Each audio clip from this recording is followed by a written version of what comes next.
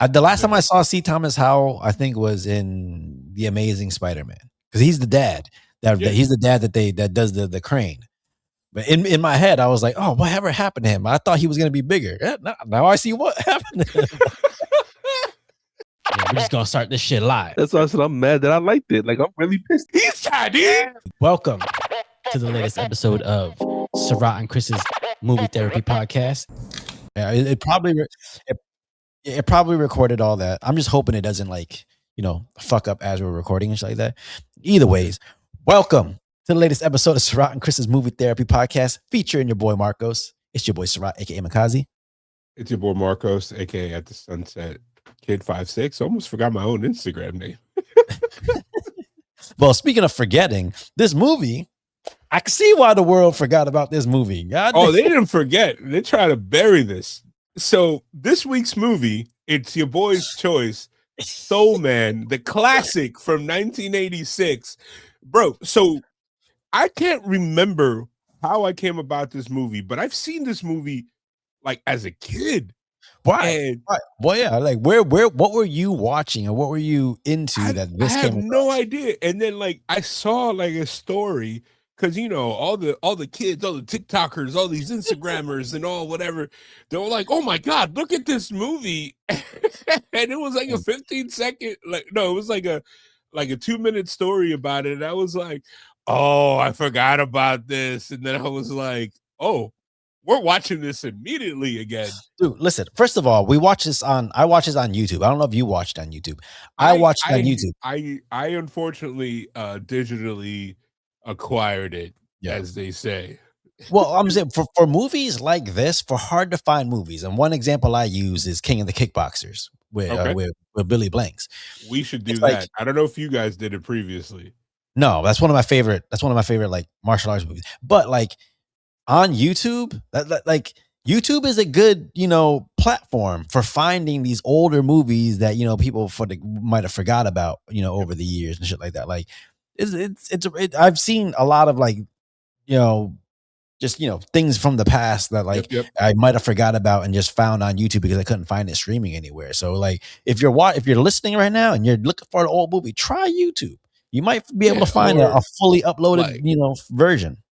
Like I'm almost certain this has got to be on Tubi. It has to be somewhere. But this movie, Jesus Christ! All right, tell everybody the plot of this movie, because like, man, listen. Yes, tell everybody the plot. So the plot of this movie, I'm gonna pull this directly from the Wikipedia. So this movie is starting Mark Watson, who is a college student from a rich white family that is accepted to Harvard, but he's a quote unquote a fuck up or guy that, like, you know what I mean? His dad was like, I provided you everything, but I'm not going to pay for your college because I did it myself. And so this guy decides to pass himself as a black man to get a Harvard scholarship so he can attend school. So not only did he get a Harvard scholarship, he stole the scholarship from another colored girl. But it's not even that. This movie, take away the premise and everything and how outlandish is it. The biggest crime in this movie is that they expect us to believe that there's no black law students in all of California that qualify for this scholarship. You know how big the population is in California? And it's like the dumbest shit I ever seen. And first of all, why is it a specific scholarship in California based on the fact that Harvard is in Boston? It's in Massachusetts. So but there's different types of scholarships that are geared towards people of color and stuff like that. I know nowadays it wouldn't just necessarily say black. It would just be for people of color. But again, it's the 80s. It's the 80s. So we gotta remember this movie was made during a certain time where things weren't coming across necessarily as offensive. I'm not saying that it wasn't offensive. I'm just saying that the line. It's 2026. Don't judge a movie based off with your 2026 eyes. You know what? Our saving grace is society did not let us down, because this movie was criticized upon release. The NAACP and the black figures in law like attacked this movie off rip. Like this movie almost ruined Thomas C. Thomas Howell's career. Yeah. Like it's something that he doesn't talk about. I think he did one interview just like denouncing it. Yeah, bro. But here's the thing. Here's the thing. You also got Radon Chong in here. You got fucking Darth Vader. What's his name? James Earl Jones. Like you have other prominent black actors in there. So maybe as a white actor, you might be going in like, okay, if they're signing on for this, then maybe the messaging, but you got to talk about like Radon Chong's run in this specific time of the 80s was epic. She was like the girl that every white guy fantasized about. Basically every guy, but like every white guy that was like, we need somebody that's exotic.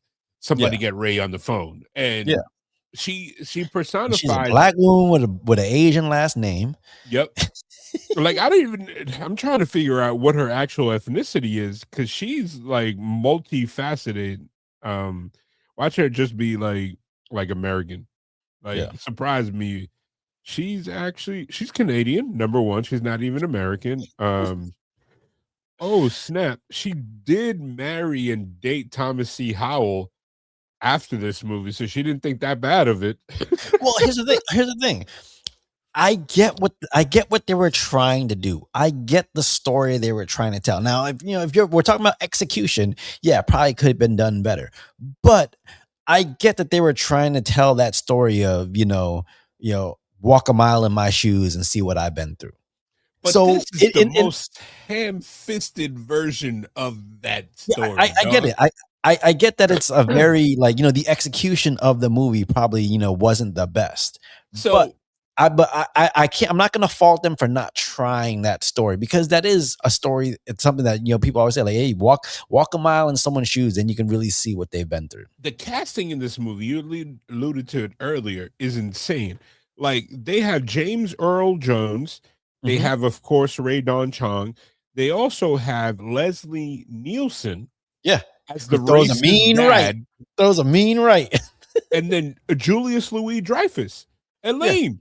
Yeah, but then is also in there, and the biggest surprise here to me, it's Melora Hardin, which I believe is Jan from The Office. Yeah, I saw Jan. her.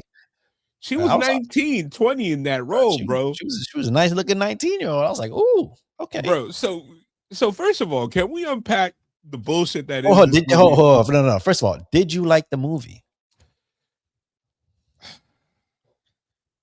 Be honest. Be honest. I thought it was funny. It was fucked up in so many ways.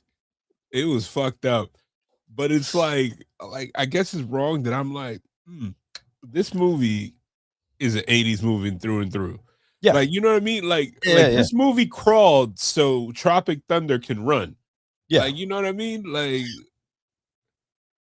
okay, I can see that. Okay, because Tropic Thunder took this and made it like as a farce, like you know what I mean? Because this guy, Thomas C. Howell, when he came out, when this movie, right? Yeah. Sorry, I keep C. Thomas Howell. I keep calling him Tom. I want to move that C to the middle. I believe when he said it was kind of like it was under the rhetoric of like I'm an actor, I can play whoever I can.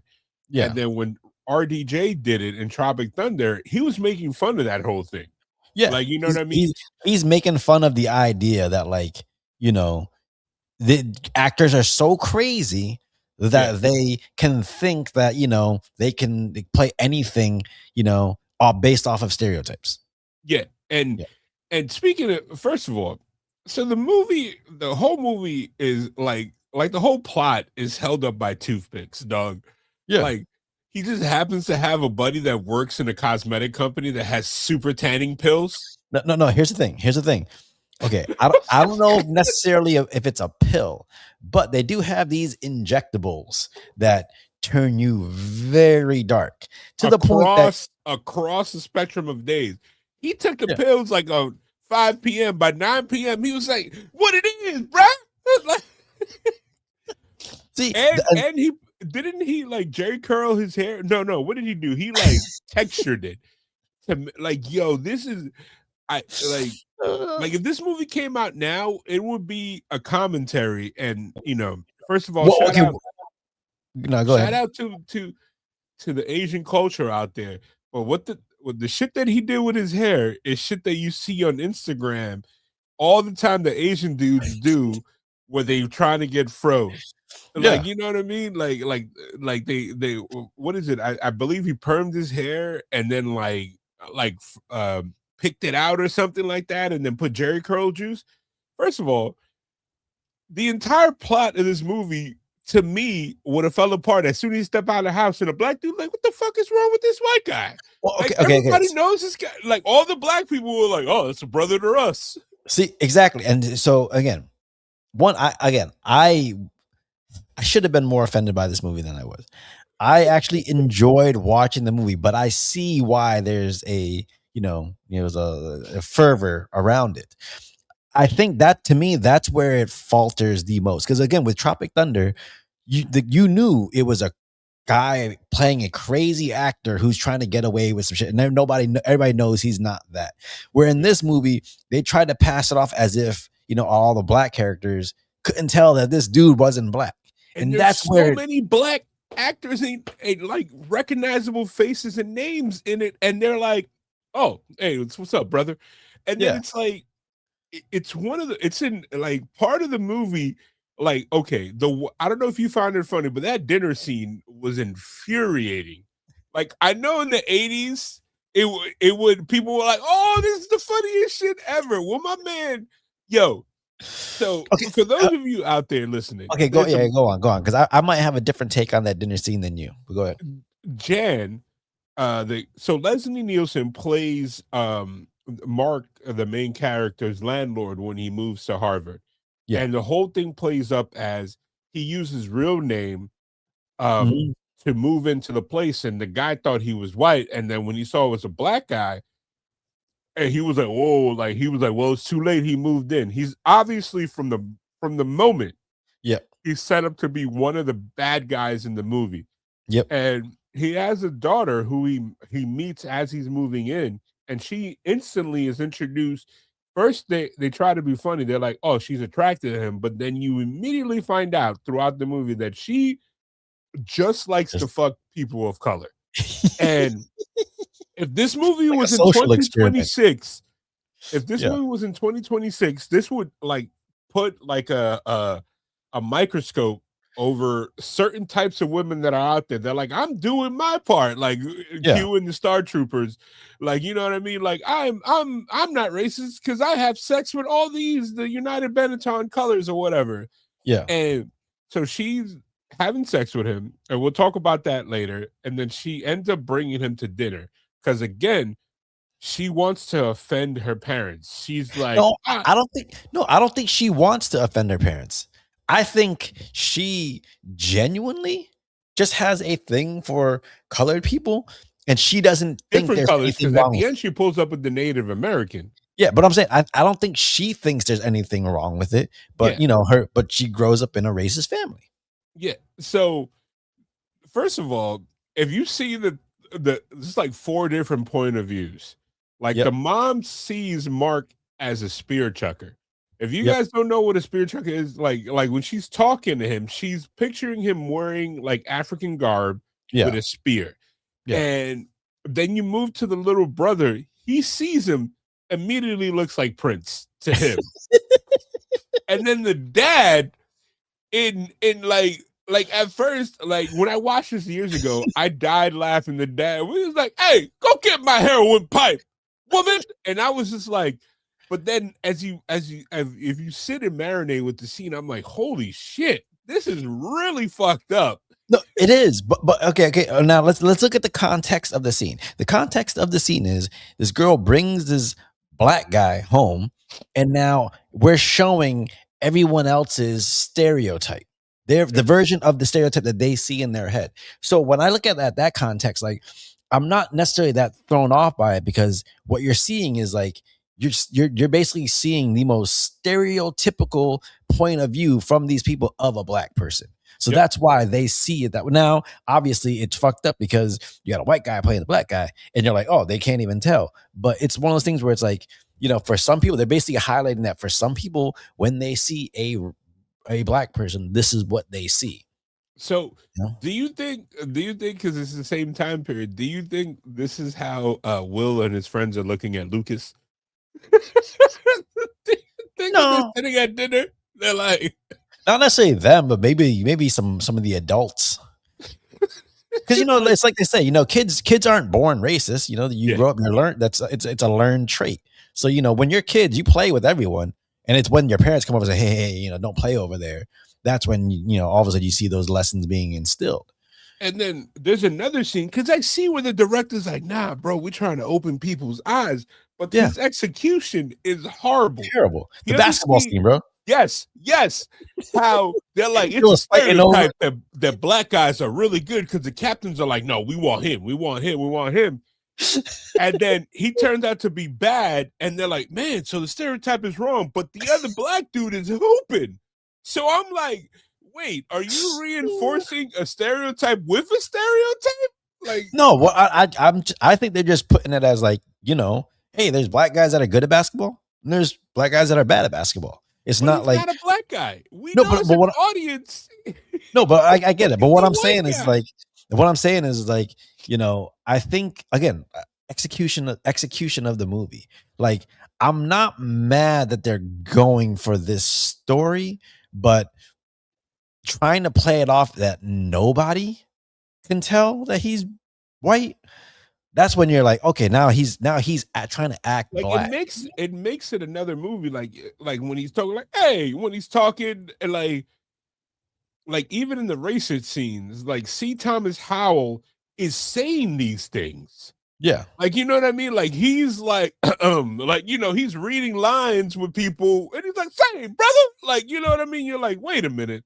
Yeah, and that's the kind of stuff where it's like, hey, like, you're acting and saying that kind of stuff, and then everyone else is acting like, yeah, that's how they talk. That's where it crosses that line. Whereas in Tropic Thunder, when RDJ is acting that way, it's like, no, this is a white guy pretending, doing what he thinks a black guy talks like. Yeah, and that's another character checking him at every turn. Yeah. What is it, Brandon T. Jackson, which I like. But this movie is even crazier because I read that, and this is of course an internet rumor, that there were like that at a certain point they weren't going to introduce the pills as a plot point. He was going to just like put on makeup. Then somebody was like, whoa, we can't have C. Thomas Howell putting on blackface on screen multiple times in the movie. That might get us canceled.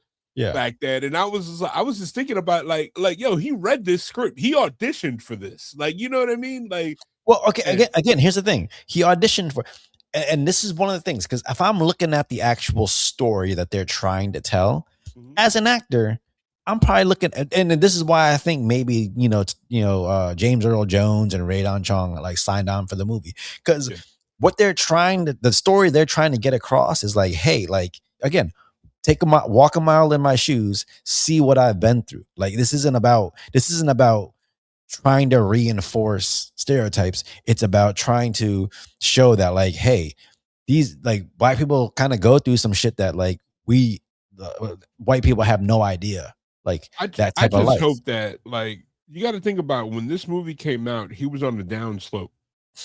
Like, well, how long after The Outsiders was this? No, I'm talking about James Earl Jones. Like, you know what I mean? Like remember, this is like a little after fucking Star Wars. This is before fucking Lion King. He's still up there. Fucking Field of Dreams. Like, you know what I mean? Like, I just don't see. I don't see. Man, I don't see Denzel in something like this. You know what I mean? No, I don't see him in it either. But what I'm saying is, I think. Again, you sign on for a movie thinking you're going to try to tell this, uplifting story about someone really learning. Because he says it. He goes, I feel like you learn more than you thought you were going to learn. So the movie's about the lesson. I just think the execution of it is what comes across bad. See, dude, Field of Dreams came out around the same time as this. That's fucked up. 89. They both came out in 89. How you gonna be James Earl Jones? You're in Field of Dreams and Soul Man. Bro, I don't know. It's crazy because I love James Earl Jones. He has a body of work that a lot of his movies I enjoyed. Yeah. You know what I mean? Like, but hey, man, like you could tell he was there for a paycheck. Like even at the end, which is supposed to be the crux of the movie, when Mark is like, "Hey, man, you know what? Racism is real," and he basically gives this speech that he's like, "Now I understand racism because it happened to me, a white guy, and it ain't gonna happen again." And he's like, "I'm gonna support Black causes, and I want to give Ray Don Chan my scholarship." And then he literally gets no consequences because he doesn't get expelled. He stays in school, continues the program. His dad pays for his college. Yeah. It's like, bro, it's like at the end of a movie if Jason kills everybody and then somebody's like, "Hey, what did you learn?" He's like, "Man, I shouldn't kill people." And they're like, Come here, man. We love you." What's hilarious to me is that this whole movie could have been avoided if his dad wasn't an asshole. Because he took his college. So now you're blaming no. the sins of the father. Listen. Because this is what the dad says. All right. Hey, I know I paid everything for you, only good, but now I'm not gonna. So I'm gonna take all this money that we put aside for your college, and I'm gonna buy a timeshare. They were having issues. Didn't he get like a bad stock tip or something? No, I don't know. In the movie, it was something he was talking to his business partner. And then but he took the money from the college account. Mind you, it's not money that I'm going to give you for college. It's money that's already set aside for your college that we already set aside. He says, "I'm going to take that and I'm buying me a timeshare in the Bahamas." Yeah, it's just like what? Hey, man. Sometimes that silver spoon gets ripped out, man. Like as a minority sitting back that didn't have that crush. And all those old people had them Fila warm-ups. Like, this movie is buck ass wild, bro. The cops, when he gets pulled over, the whole situation. Yeah. And it's like, and the crazy thing is, at the end of the movie, I did not like Mark. And he's supposed to be the character that we like. And I was like, yo, he's an asshole. Yeah. Like his growth as a character wasn't, obviously to show his growth as a character, it's that whole every time he hears a joke about Black people, he kind of just brushes it off, and then by the end he punches the guys. And them dudes went flying.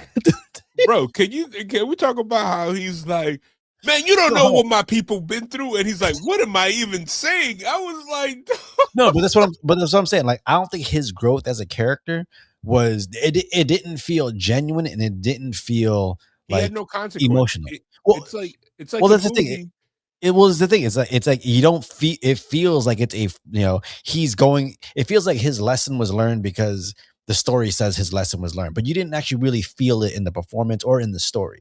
Yeah, he had no consequence. It's like if you see in an action movie when the guy's fighting in a tournament and he beats everybody.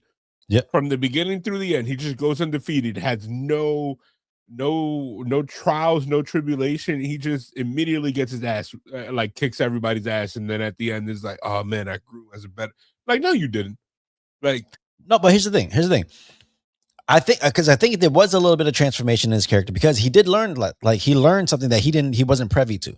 It was like, I don't think he necessarily didn't like Black people, but he didn't realize, maybe that he didn't realize the environment that Black people grow up in, and so that's something he learned. But also, how did he still end up with her? Well, no, that's what I'm saying. Like, he didn't have anything. He didn't lose out. He didn't have to go to a different school. He didn't lose out on stuff because of his actions. He didn't look at it and be like, "Man, that was really messed up." He says it's messed up that I dressed up as a Black person because I stole a scholarship from another Black person. Not, hey, that's messed up to actually be doing. He literally was about to was trying to fuck. Now, if it was the Black dude that was his rival in class, then he would have been like, Yeah. Well, because like again, like he didn't, he his lesson wasn't dressing up as a black person is wrong to get stuff. His lesson was, oh hey, I stole something from a colored person. Like, no, you So gotta. like like the lesson that he learned was him taking advantage of his privilege.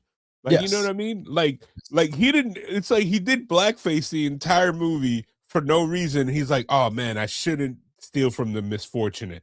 It's like, Yeah. how is that a Yeah. lesson, dog? Exactly. It should have been like, hey man, like these stereotypes are actually wrong. Like, Yeah. these people aren't like that, And then it's The like, only scene that really popped up where you see like kind of in his mind, like, oh, it's different, is when he meets Radon Chong's family, yeah, and you could see it in his eyes. He's like, oh man, like, they're black and poor, but they support their kid and or their granddaughter, whatever. And I'm over here with rich white with my mom and dad are at home, but they don't support me. So in but that first of sense, all, I didn't feel bad for him at all. Because it's no, I like, didn't I didn't oh either. man, I got a 2020 Benz instead of the 2026 Benz. Like, they don't support me. Like, bro, shut the fuck up. Like, he could have just sold his car and Yeah. gone to college. Like, you know what I mean? Mhm. Like dog. Like, there's so many ways. It said he sold his car to give Radon Chong the money. Yeah, it's like, hey man, maybe if you would have thought about this like an hour and a half before. Yeah. Why do you think people make a movie like this? I don't know. I feel like this director wrote this. I think in the 80s there was a lot of cocaine. Mhm. And this guy, and first of all, I had to look up this director. And of course, his credit before this was Friday the 13th Part 2. Okay. So this I like Friday man, the 13th Part 2. That's because that's when they actually but bring it's Jason like, in. come on, man. Like as soon as I saw that, I was a producer. I was like, yeah, I'm not expecting anything like this. Like, he's not giving me no Sinners caliber script. Like, you know what I mean? Yeah. Like, this guy, like, I think this was a thing to do in the 80s to like just use white people to tell a story that doesn't belong to them. Like, here's I don't one know. thing. I don't know about them. Hold Go on. ahead. Here's one thing that like blew my mind that I found out in my early teens. Do you remember Short Circuit? Yeah. Do you remember why his creator was not in part 2? No, I don't remember that. Because his creator is a white guy named Fisher Stevens. The Indian guy is a white guy in pure brown face. Oh shit. Oh damn. Yeah. You know who he is? You ever seen Hackers with Angelina Jolie? I've seen it a long time ago, but I don't remember it. He's the bad guy from there. Oh, I'll have to watch and see. He's a super white guy. Like, this guy is whiter than my shirt, bro.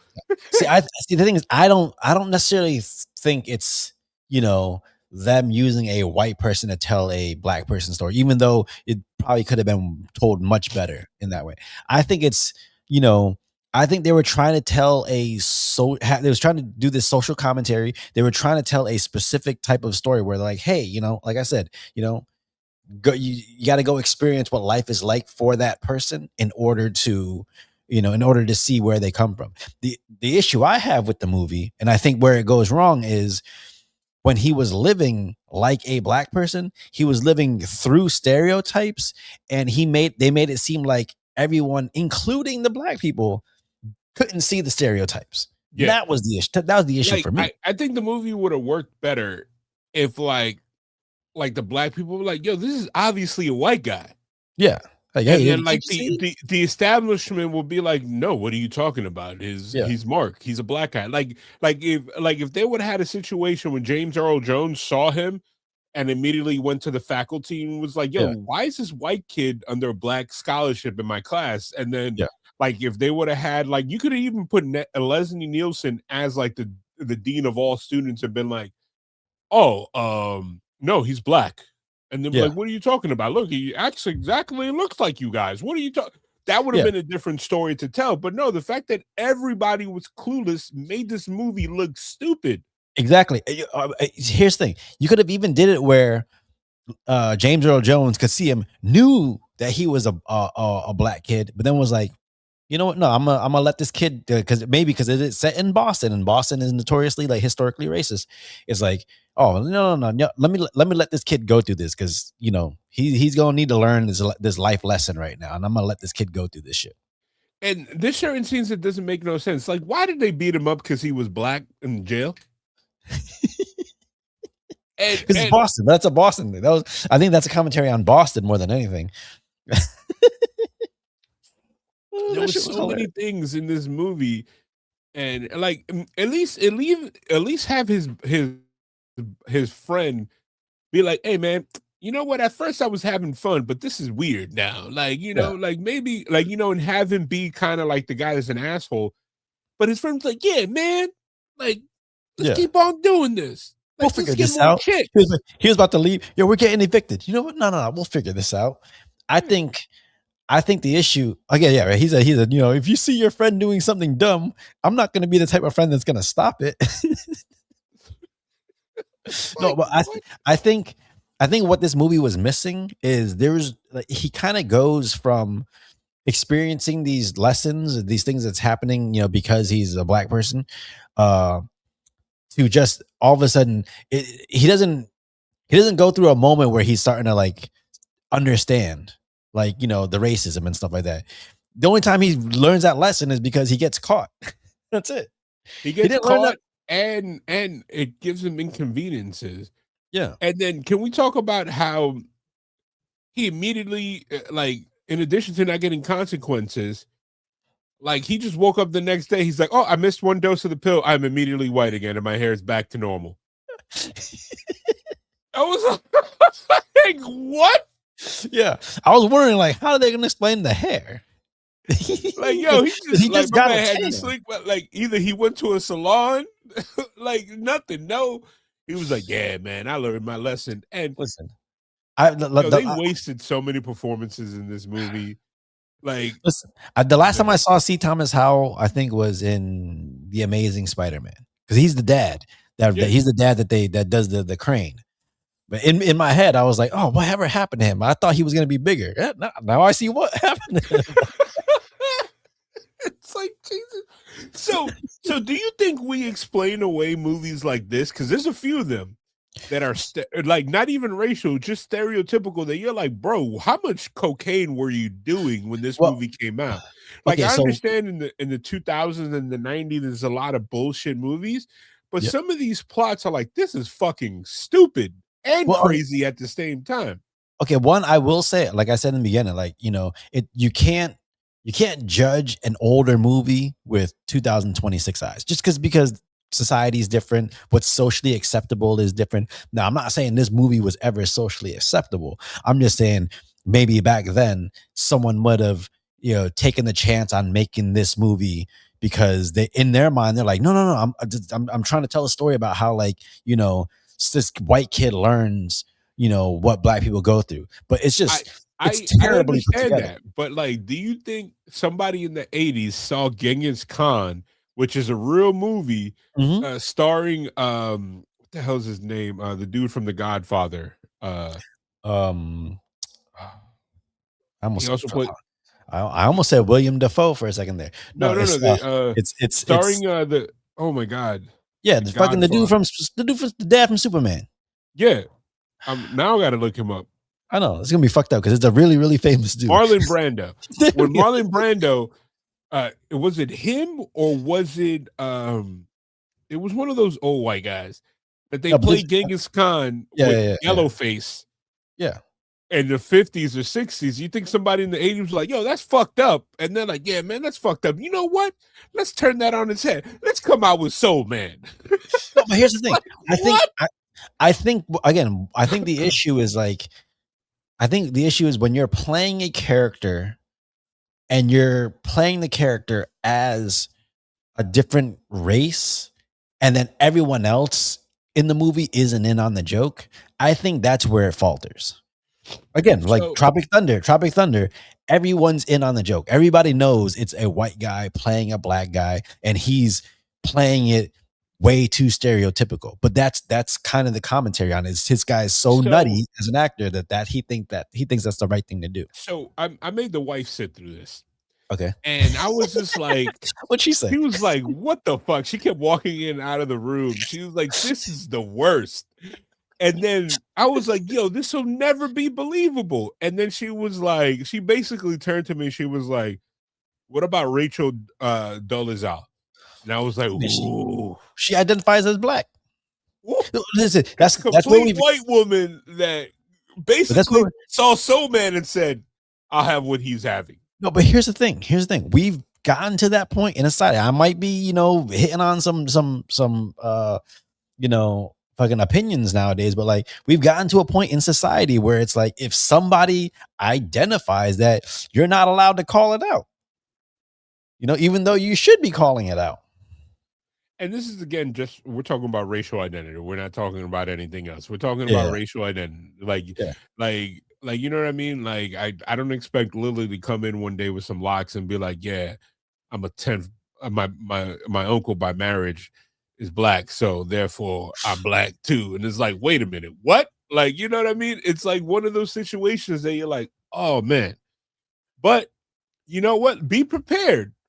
And my next pick is going to be a movie not like this. It's going to be one of those movies that you're like, how did this get greenlit? How does this even work? I am on a tear. I'm going to pick probably horrible ass movies that I remember the titles and vaguely remember the plot in between the new releases that you're going to be like, what the fuck did you just pick?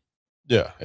Oh no, again after watching the movie, because I said last time I wanted to pick a deep cut movie. After watching this movie, I might actually have to pick something a little more recent, just because I'm like, you know what, we might need to revamp or like to just reset. Yeah. I actually have one on. I know what I'm going to pick next because I just got to do it.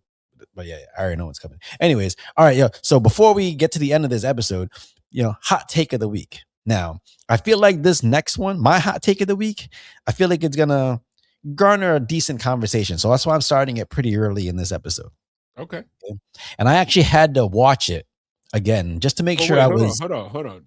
Since yours is going to be sensical, can I just say my hot take of the week? Yeah, what's your hot take? My hot take is this movie would have fucking broken records today. Yo, the way the social divide is right now, a certain population would have been like, hey, if a white man wants to say he's a black man, what's the problem? Like, like, I think there would be a giant argument in 2026 if this movie came out. One, about the appropriateness of it, but two, people would be using it as an example of like, oh, well, is there hypocrisies out there? It would definitely be a conversation starter. But do you think in 2026 a movie like this could even be made? I don't think it could, because you would have to it would have to be a shitty B actor. It would have to be somebody bro. No, this would have to be a student I don't film. think any actor would destroy their career, because you wouldn't have a career after this movie. Exactly. Like I think it would have to be somebody like Kirk Cameron, who went the Christian route and like completely revamped his career. I think, and you know what? I'm gonna say it was almost like Jim Caviezel playing Jesus in Passion of the Christ. Yes. After that, like he's in that one movie about child trafficking, but other than that, you don't really see that man nowhere. Like I think, and it's funny. You know who I think would do this movie? Who? Like as an actor, right there, that is just like fuck it. You ever seen oh my god, that MTV movie about MMA? But he's a great action star. Who fucking Never Back Down? Yes, the villain in Never Back Down. Oh, fucking Cam Gigante, the guy from Love Hurts. Yeah, Cam. I think Cam is at a point in his career that they're like, all right, he will do something stupid like this and be like, I'm doing straight to DVD action movies now. I don't care. Let's do this. No, okay. A movie like this, I think the only way it could get made in 2026. Who would be the black actor? It got to be somebody influential that you're like, what the fuck are you doing in this? Idris Elba. You know what? Even one better, Jamie Foxx. In a Yeah. complete 180. You'll be like, Yeah. But Jamie Foxx should just be like, hey, he's white. So the thing, if this movie was made, but as a parody, as kind of a social commentary, and you had Seth Rogen playing the white guy that turns black, it could be done. I'm not saying it couldn't be done. I'm not saying it would go over well, but you know, there is, if you line up the scenario right as a comedy, could be done. You know, but now people definitely will get offended. Yes, 100%. So go ahead. Now your hot take. I got no. Okay, no. Before that, but okay. So, but do you think? Okay, so like you said, like if this movie was trying to get made in 2026, I think again it would either have to be a student film because I don't think anyone would want to be involved just because of the backlash that would come from it, and two, like you either that or you want to get someone who's like they really believe in the lesson being told or the challenge. Netflix. I can see Netflix producing this. No, and no. And on the nose, I can see Dave Chappelle being the professor. Yeah, I could do. Yeah, Dave Chappelle would actually be a great professor because again, if you do that kind of movie where it's a parody, a fucking like it's a Naked Gun style movie. Yeah, could see it. What would be great is if you did that movie where he turns black, he acts that way, but like everyone else in the movie is like, clearly it's a white guy. Yeah, clearly, like everybody else knows. Like, what are you doing? Oh. All right, so here's my hot take of the week, and again, it's because it's okay. So recently, we had trailer 4 for Avengers Doomsday drop, right? Mm-hmm. And in this trailer, we saw Shuri and M'Baku walk up, and then they meet Thing. Ben Grimm, and they're getting ready. And basically they were like, man. But okay, so here's my hot take of the week. For me, I think Wakanda Forever clears Black Panther 1 and it ain't even close. Woo! Yes. That is a hot take. And then here's the thing. I had to watch Wakanda Forever again on the plane on the way back from Ireland this week to make sure I really still felt that way. And when I watched it, I was like, I had to. Like, hey, no, you self-imposed. No, but what I'm saying because that's how I felt after watching Wakanda Forever. And in my head, I was like, do I still feel that way? So I watched it again on the way back, and I was like, you know what? I still do. I think.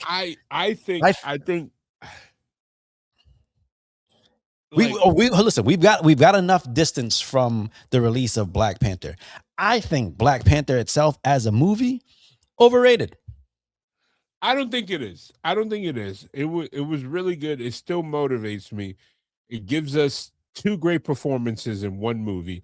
Gives us a good villain in Andy Serkis. He was hilarious.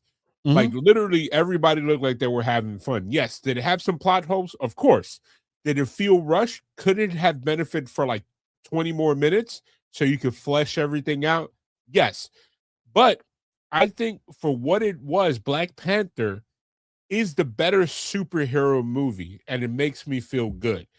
Do I think Wakanda Forever is the better movie? Yes.